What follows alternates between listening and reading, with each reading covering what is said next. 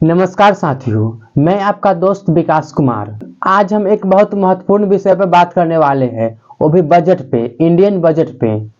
क्या आपने कभी सोचा है कि सरकार हमारे पैसों का क्या करती है और क्यों हमें इस बारे में समझना जरूरी है? तो आइए आज हम इस विषय पर गहराई से बात करते हैं। बजट, यह हमें सच्चाई का पता लगाता है।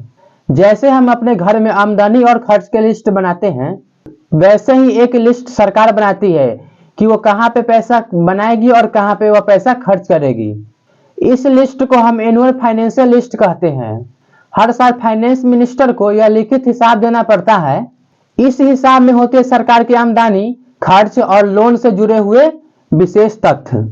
यह हिसाब बताता है कि सरकार के पास कितना पैसा है और वह कहाँ पे खर्च करेगी। बजट तीन प्रकार के हो सकते हैं: सरप्लस, बैलेंस्ड और डेफिसिट। सरप्लस बजट में सरकार की आमदनी ज्यादा होती है और खर्च कम होती है। बैलेंस्ड बजट में दोनों बराबर होते हैं और डेफिसिट बजट में सरकार की खर्च ज्यादा होती है। सरप्लस बजट चलाना मुश्किल होता है क्योंकि सरकार को लोगों के लिए परियोजनाएं चलाने होते हैं, प्रॉफिट कमाना नहीं। लेकिन बहुत सारा डेफिसिट बजट देश के लिए अच्छे नहीं होते हैं। पिछले साल के बजट में सरकार की आमदनी 44 लाख करोड़ थी और खर्च थी 19 लाख करोड़। इस गैप को भरने के लिए सरकार को पैसा लेना पड़ता है। यह उधार आता है कैपिटल रिसीट्स के रूप में, जैसे लोन या ग्रांट्स। बजट बनाने की प्रक्रिया मिनिस्ट्री ऑफ फाइनेंस की एक बहुत बड़ी काम है और महत्वपूर्ण भी। इसमें 6 महीने लगते हैं। सभी मिनिस्टर को उनके खर्च के लिए एक डॉक्यूमेंट सबमिट करना पड़ता है जिसे डिमांड ऑफ ग्रांट्स कहते हैं। फाइनेंस मिनिस्ट्री पब्लिक से भी सजेशन ले सकते हैं। लेकिन 2024 का बजट खास है क्योंकि इस साल चुनाव है। इलेक्शन बजट 2024 में पूरे देश में इलेक्शन होने वाले हैं, यानी कि लोकसभा में 543 सीटों पर इलेक्शन होने वाले हैं। इलेक्शन टाइम में अनसर्टेनिटी होती है कि क्या सेम सरकार रहेगी या सरकार बदलेगी। इस साल का बजट अगले साल होगा। अगर सरकार बदलती है तो नई सरकार पुरानी प्लानिंग का करेगी क्या। इसीलिए इलेक्शन ईयर में जो बजट प्रेजेंट होती है उसे इंटरिम बजट कहते हैं। इंटरिम बजट का अर्थ है दो गवर्नमेंट के बीच।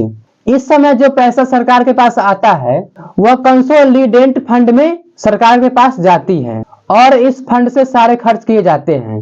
इंटरिम बजट में पार्लियामेंट का अप्रूवल लगाना पड़ता है पैसा खर्च करने के लिए। इलेक्शन के बाद जो नई सरकार आती है वह जुलाई में एक नया बजट प्रेजेंट करती है। इंटरिम बजट का एक और नाम है वोट ऑफ अकाउंट। यह बजट फरवरी से जून तक इलेक्शन के खर्च, सरकार चलाने के खर्च और मिनिस्ट्री को सपोर्ट देने की परमिशन लेती है। इंटरिम बजट को टेम्पररी बजट भी कहते हैं। लेकिन ये इंटरिम बजट क्यों, फुल बजट क्यों नहीं? हमने देखा कि सरकार बिना पार्लियामेंट के अप्रूवल के बिना कोई भी पैसा खर्च नहीं कर सकती।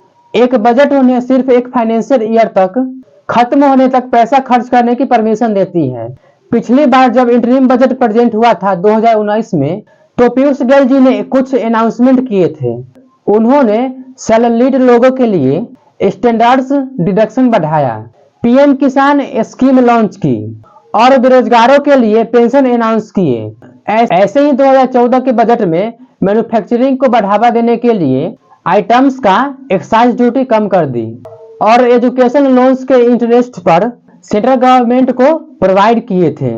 इंटरिम बजट के डिटेल्स ताजा बजट मेरे हाथ में आ चुका है। इस साल सबसे ज्यादा पैसा हम कहां खर्च करने वाले हैं, चलिए समझते हैं टॉप 5 बजट को। नंबर 5 पे मिनिस्ट्री ऑफ कंज्यूमर अफेयर्स, जिन्हें हम 21,323 करोड़ दे रहे हैं ताकि हम गरीबों को राशन मिल सके। सिर्फ फूड डिस्ट्रीब्यूशन के लिए हम 21,320 करोड़ रुपए खर्च कर रहे हैं।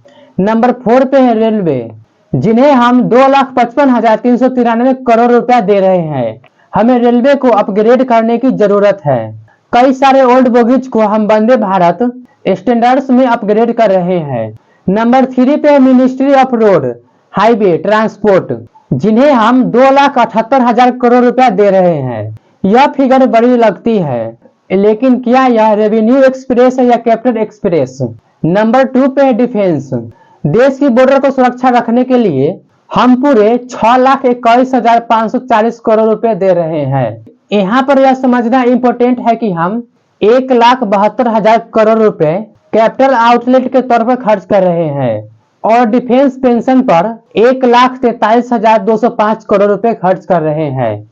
और नंबर 1 पे कौन होगा? नंबर 1 पे मिनिस्ट्री ऑफ फाइनेंस, जिन्हें हम 1,85,023 करोड़ रुपए दे रहे हैं।